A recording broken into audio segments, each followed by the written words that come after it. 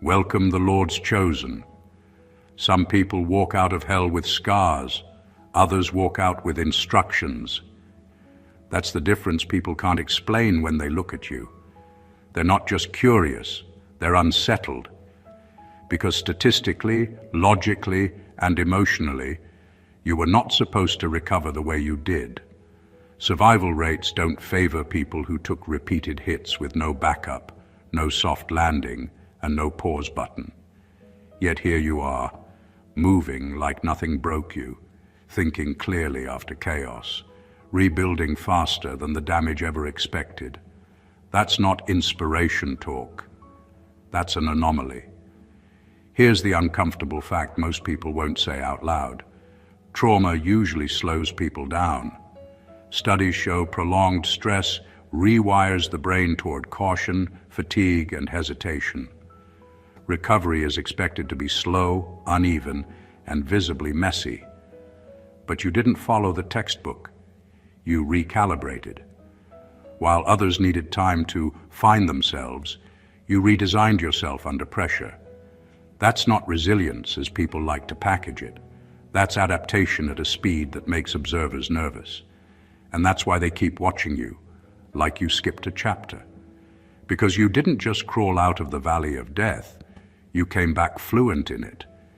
You move with a strange calm now, like someone who already knows the worst-case scenario and found out it wasn't the end. Even your laughter hits different. There's humor in you that comes from surviving things that should have humbled you permanently. The kind that says, "I've already seen the final boss. This level doesn't scare me." People want the dramatic breakdown story, the long recovery montage, the visible struggle they can understand. But what unsettles them is the efficiency. The way you recovered quietly, rebuilt quickly, and didn't make a ceremony out of surviving. It feels unhuman because it didn't look painful enough for their comfort, even though it cost you more than they'll ever know. This isn't about motivation. It's about explaining the mechanics of how someone walks through destruction, absorbs it, and comes out operational, not perfect, not untouched, just standing when the math said you shouldn't be. Number one, you didn't heal. You adapted faster than the damage could finish you. Healing is slow. It asks for time, safety, and space to breathe. You didn't have any of that. What you had was pressure, urgency, and consequences. So instead of waiting to feel whole again, you adjusted in real time. While the damage was still happening, you were already figuring out how to move around it. That's the part people miss. They think recovery always looks like rest and reflection, but yours looked like quick thinking, sharp decisions, and learning on the run. You didn't pause life to recover from it. You learned how to function inside the storm. Most people break because they wait for pain to stop before changing. You changed because the pain wasn't stopping. You learned what drained you and cut it off without ceremony. You learned what kept you standing and doubled down on it. Not because it felt good, but because it worked. That's adaptation. It's not pretty. It doesn't get applause. It just keeps you alive. You stopped asking for perfect conditions and started working with whatever was left, even when what was left wasn't much. You didn't become stronger overnight. You became faster mentally, faster at reading situations, faster at knowing when to speak and when to move, faster at letting go of things that would slow you down. The damage expected hesitation. It expected confusion. It expected you to sit in it long enough for it to finish the job. Instead, you kept adjusting your footing. Every hit taught you something. Every loss sharpened your awareness. You weren't healed, but you were learning quicker than the damage could keep up. That's why your recovery looks unnatural to people. They assume you skipped the pain. You didn't. You just didn't let it decide the pace. You moved before fear could settle in. You chose function over comfort. Over time, those small adjustments stacked up. What tried to break you ran out of leverage. You didn't wait to be okay. You became capable first. And capability, when repeated long enough, starts to look like strength. Number 2, you stopped asking why me and started asking what survives. At some point, you realized that the question why me wasn't giving you answers, only delays. It kept you circling the pain, replaying events, and waiting for logic in a situation that didn't care about fairness. Life wasn't explaining itself, and the more you demanded meaning, the more stuck you felt. So you dropped the question altogether, not because it didn't matter, but because it wasn't useful anymore. You traded curiosity about injustice for focus on survival, and that shift changed everything. When you started asking what survives, your thinking became sharper. You stopped wasting energy on what should have happened and started paying attention to what was still standing, what habits didn't collapse under pressure, what thoughts kept you steady instead of spiraling, what parts of you refused to quit even when everything else felt exhausted. Survival made you practical. You learned that pain doesn't require your understanding to exist, but it does respond to how you move through it. That mindset stripped things down to essentials. You weren't trying to fix your entire life at once. You were asking smaller, tougher questions. What needs to stay? What needs to go? What can I do today that doesn't make tomorrow worse? That kind of thinking isn't inspirational, but it's effective. It turns chaos into something you can manage. It gives you leverage where emotions offer none. People often confuse this shift with emotional coldness. It wasn't that you stopped feeling. You stopped letting feelings run the operation. You learned that survival favors clarity, not drama. You didn't deny the hurt. You just refused to build your identity around it. Instead of asking the world to make sense, you focused on making yourself functional within it. Over time, that question shaped you. What survives became a filter for everything. Relationships, choices, habits, even dreams. If it couldn't hold up under pressure, it didn't come with you. That's why you didn't just get through it. You came out more grounded. You didn't solve the mystery of why it happened. You solved the more important problem, how to stay standing when it did. Number 3, you learned pain has patterns, not just emotions. Pain isn't random. At first, it feels like chaos, like the world is collapsing in ways you can't predict or control. Most people experience it as a storm they have to endure, hoping it passes. You didn't stay there. You started noticing the rhythm behind it, the way it flared up at the same triggers, repeated in cycles, and followed the same silent rules. Once you recognized that, pain stopped being something that merely hurt you. It became something you could study, something you could anticipate and work around. That's a level most people never reach. They feel it, they cry, they complain, they wait. You read it. It wasn't cold calculation, it was survival. You noticed how certain environments, conversations, or even thoughts made the pain spike. You learned which behaviors amplified it and which softened it, not by accident, but through observation and discipline. You weren't looking for pity or meaning, you were mapping the battlefield. That map let you move differently. You didn't avoid life, you avoided unnecessary suffering, while still engaging with what had to be faced. Pain became predictable, and predictability gave you power. And then came the unexpected part. Once you understood the patterns, you started using them. You could prepare for the moments that would normally crush others. You could manipulate the rhythm to your advantage, turning emotional weight into fuel instead of drag. That doesn't mean you stopped feeling. You felt deeply, but you no longer surrendered to every surge. You responded strategically. By the time others noticed, it looked like you'd bypassed suffering. They thought you were untouchable. The truth was sharper. You were a student of your own hardship, and that education made you unrecognizable to the pain that once owned you. Pain didn't end. You just learned to walk through it with awareness, timing, and precision. That's why recovery didn't break you, because you weren't moving blindly. You were moving like someone who had already read the manual the world refused to hand out. Number 4, you accepted that nobody was coming to rescue you. The moment you realized that no one was coming wasn't heartbreaking, it was clarifying. Most people spend years waiting for someone to step in, to understand, to fix things for them. You didn't. You saw the truth, raw and unapologetic.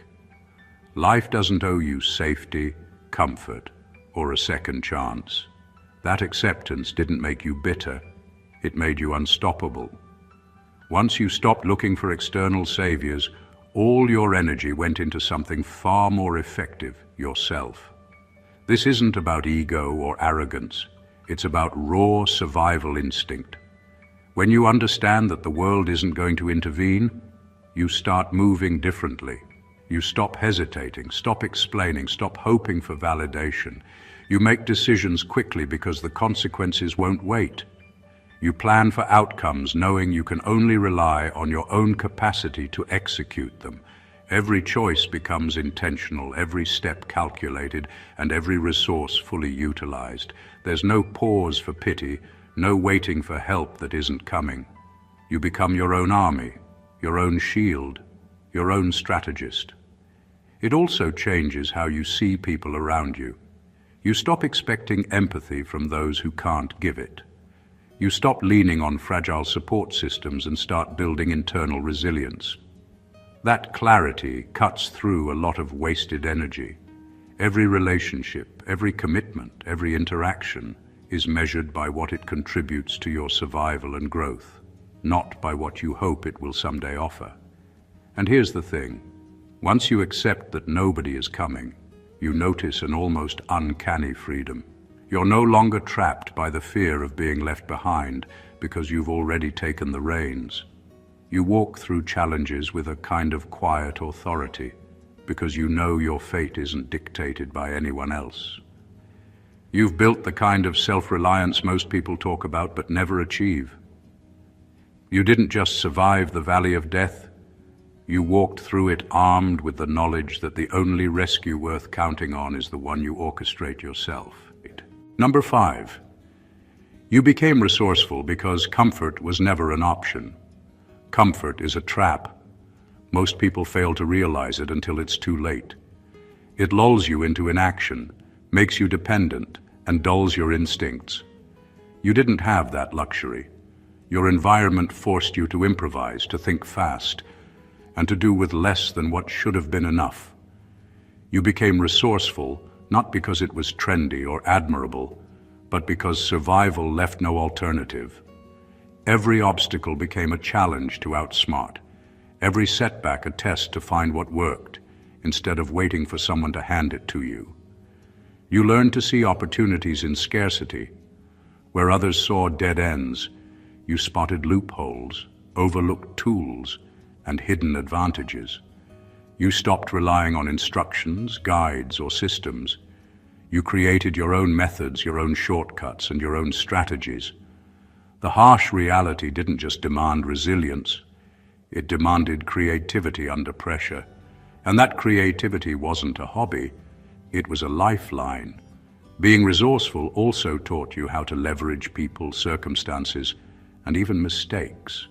You noticed patterns others missed and used them to your benefit. When the path was blocked, you didn't wait for it to open. You found another route, built a bridge, or made one yourself. Your mind became a workshop, constantly evaluating, experimenting, and executing. Comfort could never have produced that level of mental agility. The irony is that what broke most people made you unstoppable. Every scarcity, every delay, every denial of ease sharpened you. Resourcefulness became second nature, embedded in how you see the world and how you move through it.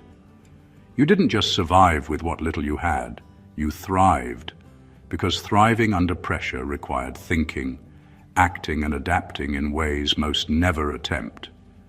In the end, being forced out of comfort didn't weaken you.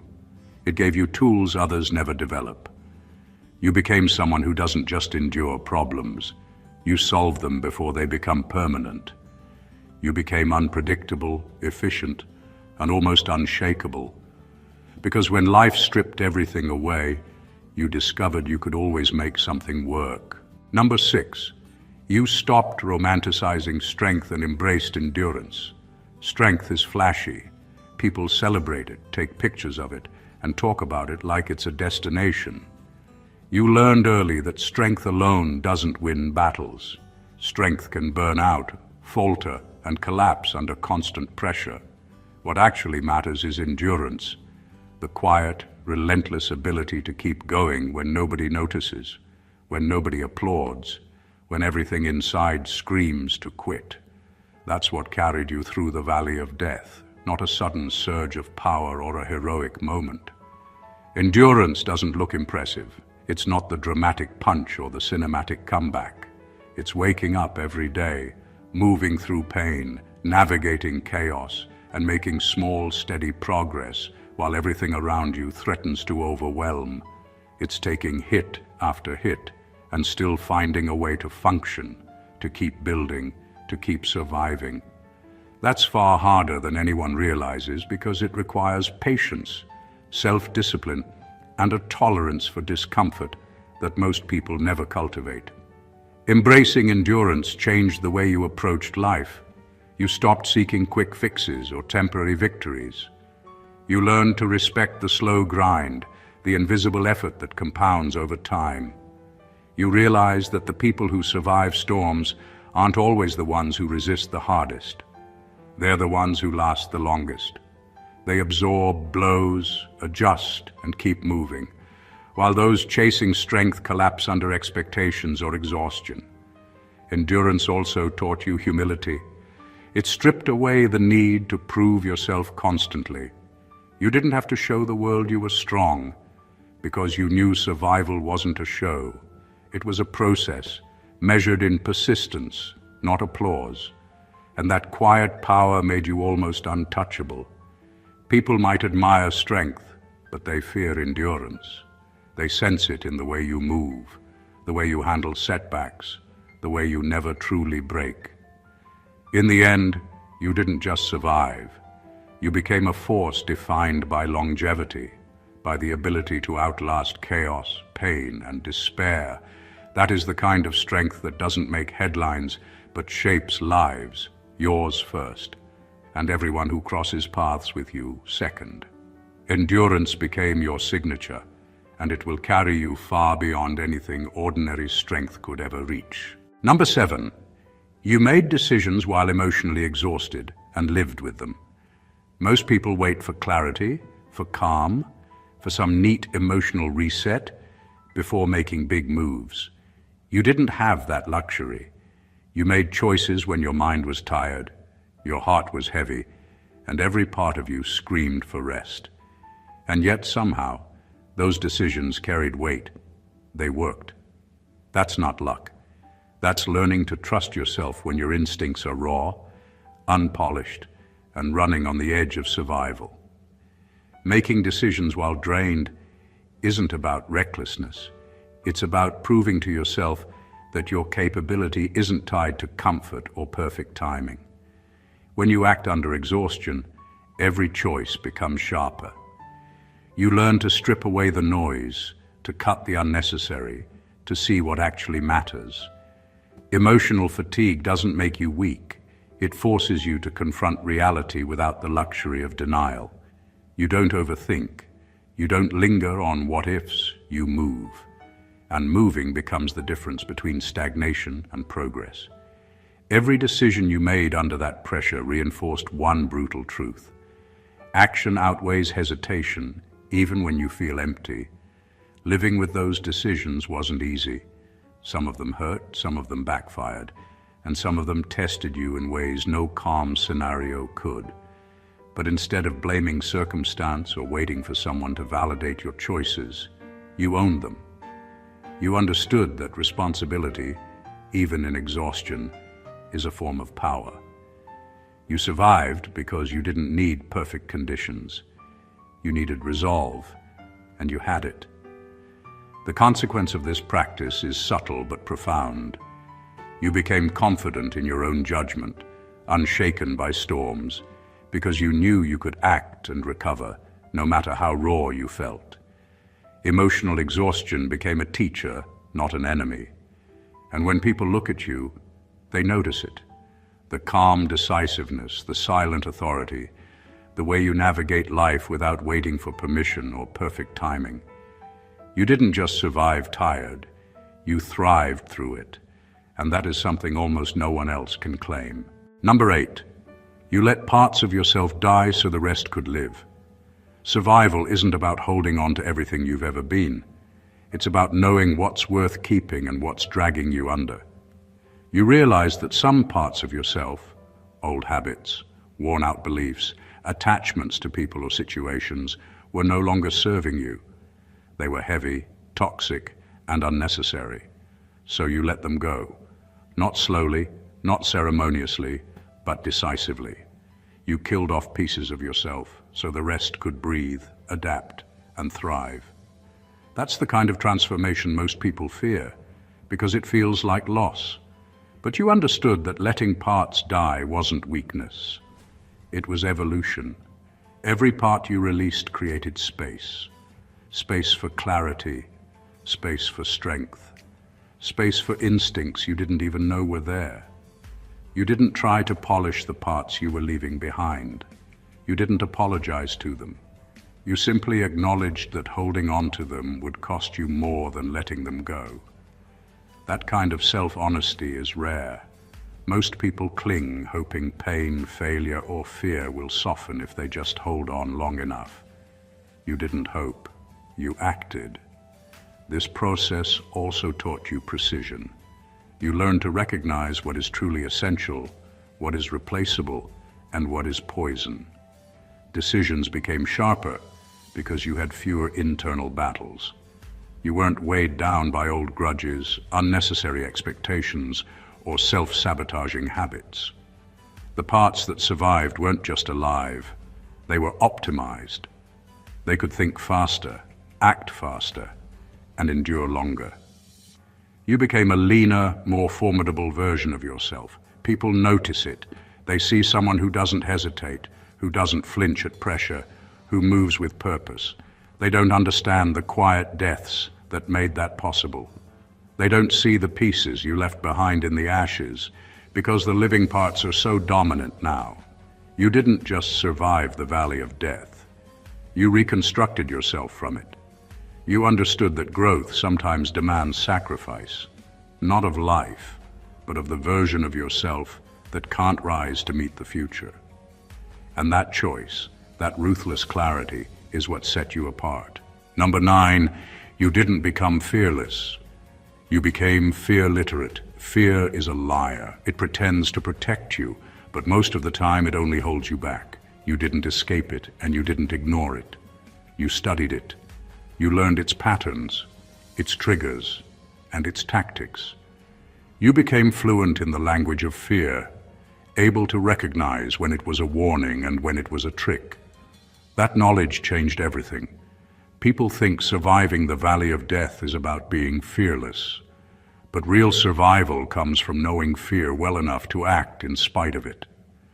You didn't stop feeling it. You stopped obeying it blindly. Fear-literate people don't freeze or panic. They don't waste energy resisting something they can't control. Instead, they dissect it, predict it, and use it to their advantage.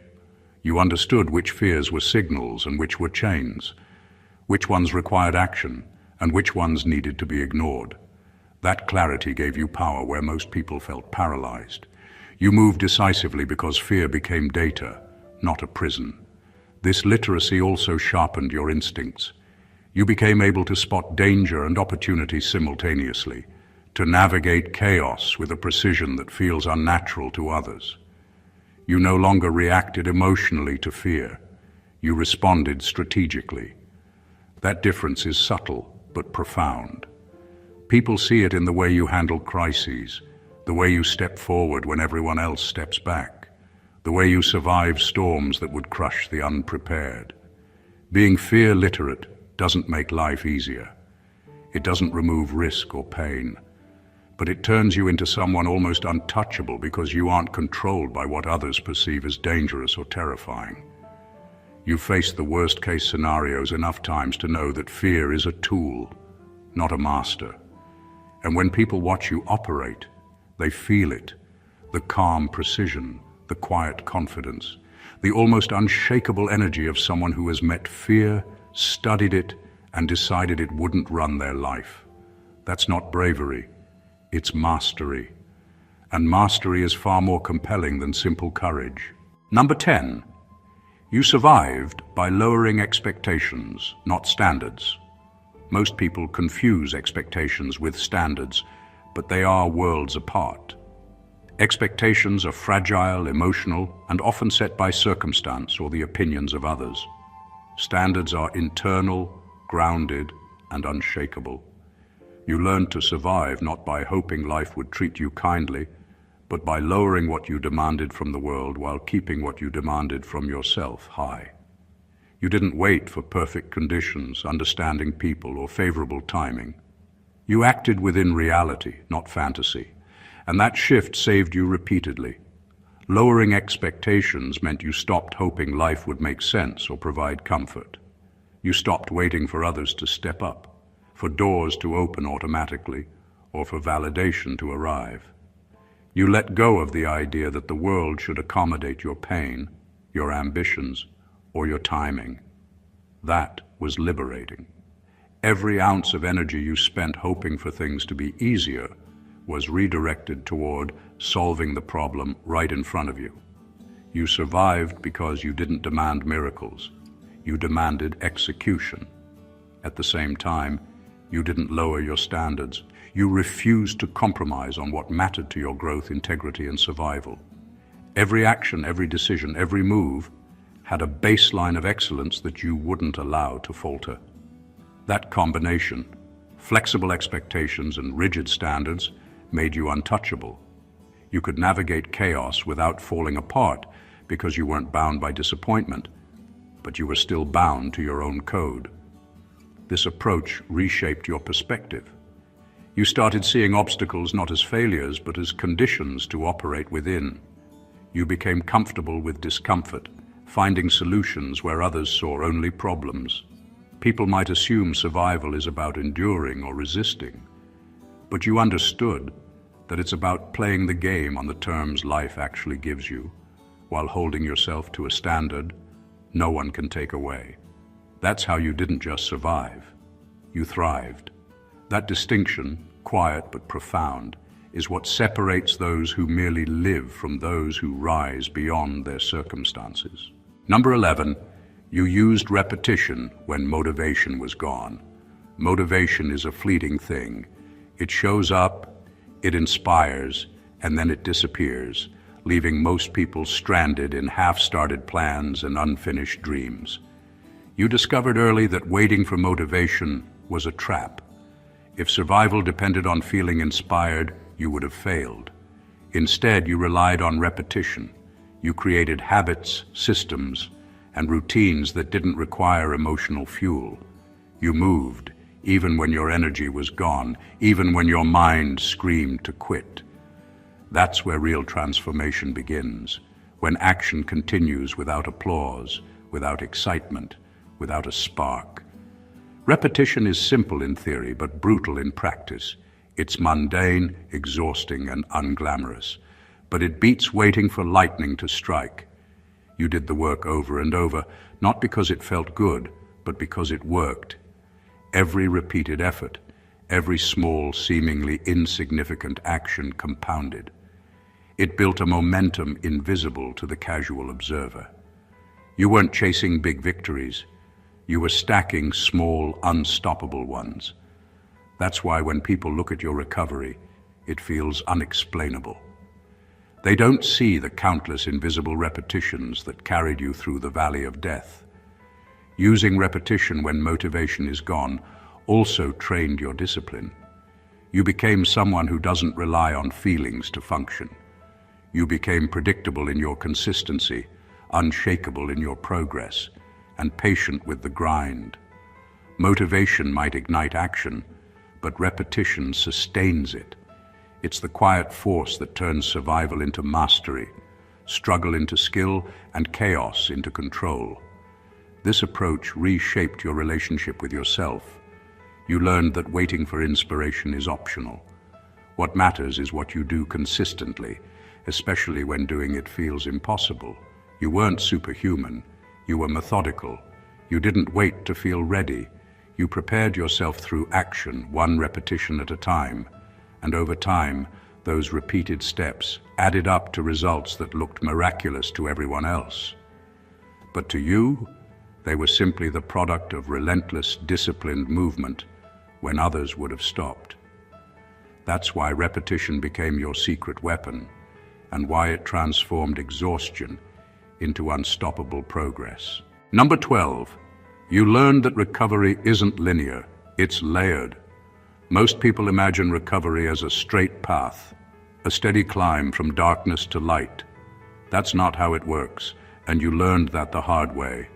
Recovery is messy. It comes in layers, overlapping, twisting, and sometimes retreating before moving forward again.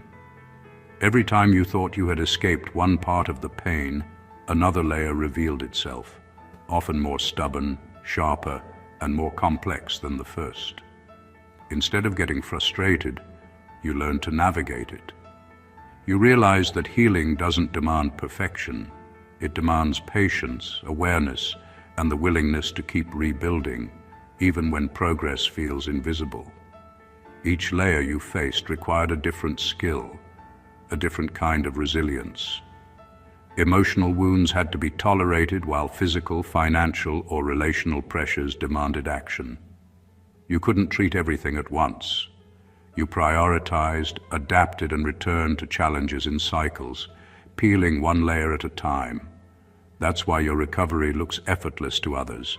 It wasn't, it was strategic. You learned to handle complexity without panic, to endure contradictions, and to embrace the reality that one setback didn't erase the progress you had already made. Understanding recovery as layered also changed your perspective on mistakes and setbacks. You stopped expecting yourself to be fully healed in a single sweep. Every stumble was just another layer revealing what needed attention, another opportunity to build depth. That mindset gave you patience without passivity, action without recklessness, and focus without rigidity.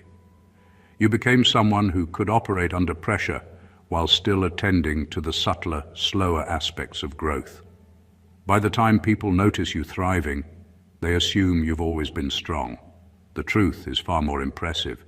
You didn't just push through, you learned the architecture of survival. You understood that pain, loss, and struggle accumulate like layers, and you became skilled at navigating them without losing your footing.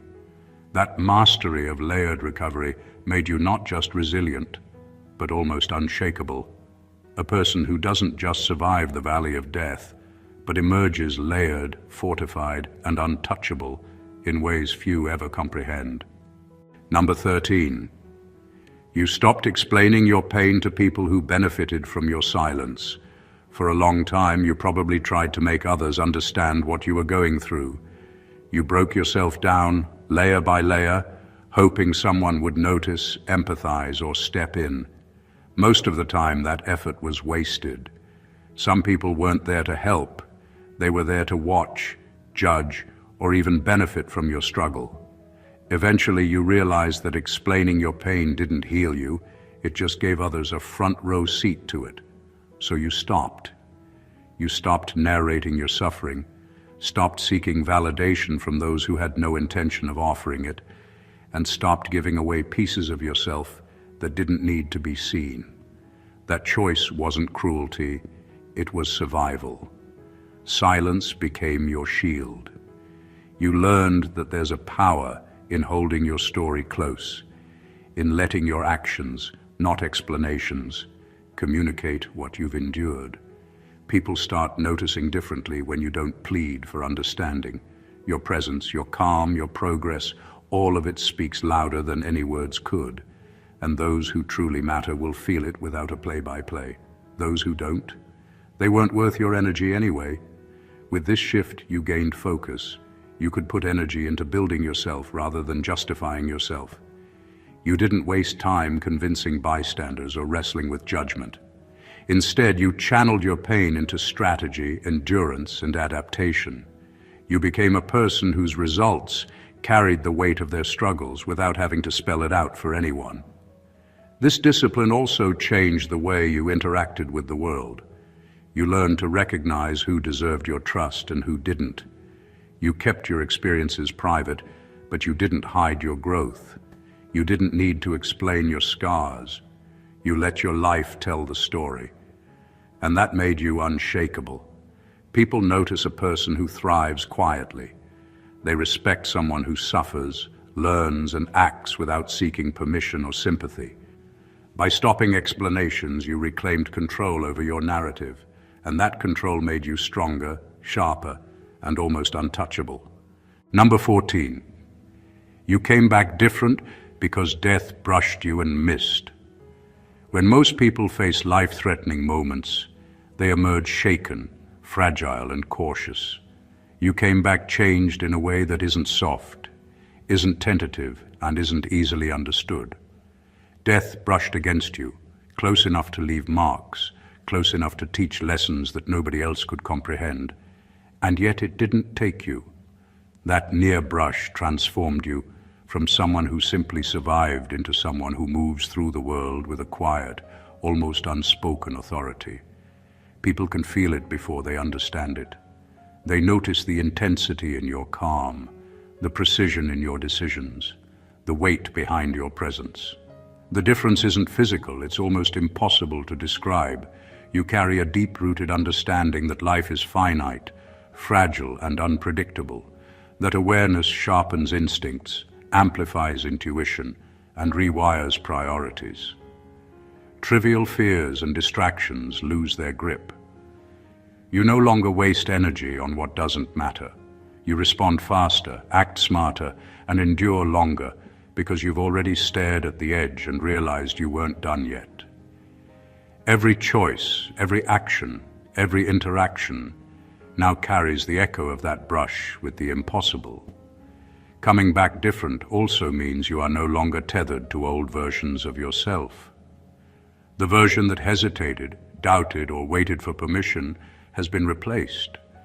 You rebuilt from the ashes with clarity, strategy, and a fierce understanding of your own limits and your own power. People can't replicate this transformation because it isn't just experience. It's an intimacy with life and death that changes the core of who you are. That brush with death gave you more than survival. It gave you presence, authority, and a perspective that most will never attain.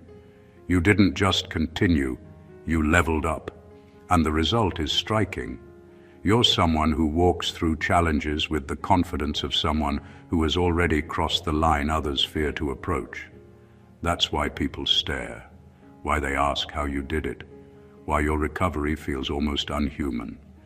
You came back different because you faced the impossible, and it failed to claim you. You carry that victory quietly, powerfully, and unmistakably in every move you make.